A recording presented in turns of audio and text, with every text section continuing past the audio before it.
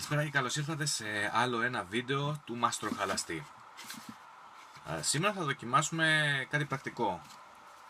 Θα δούμε ένα πάρα πολύ καλό προϊόν και πολύ ακριβό προϊόν για τον καθαρισμό της μύτης του κολλητηριού μας. Είναι φυσικά σειρματάκι κουζίνας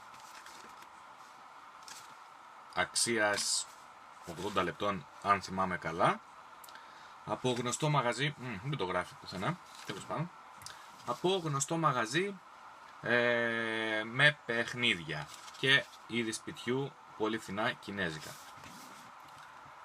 Αν θυμάμαι καλά ήταν κάτω από 1 ευρώ τα 3 κομμάτια.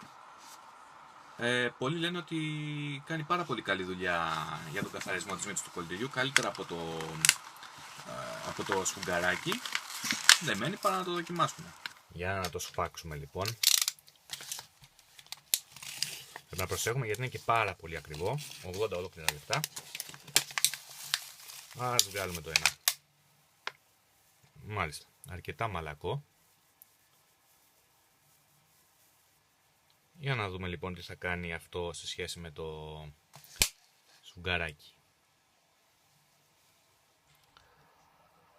Έχουμε στη μύτη μας βάλει λίγο κόλληση. Παίρνουμε και το σφουγγαράκι μας. Για να δούμε, να το τρίψουμε λιγάκι εδώ.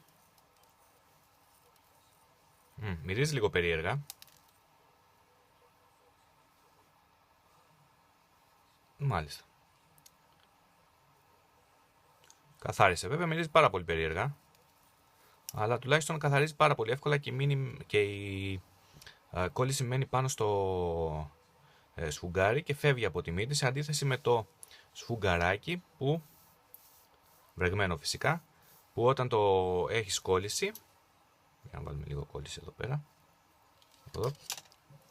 Όταν έχεις κόλληση, αυτή πηγαίνει από τη μια μεριά της μύτης στην άλλη και τελικά αν θες να βγει τελείως χοροπηδάει και καμιά φορά έρχεται και στο χέρι σου. Δεν είναι άσχημη, δεν είναι άσχημο.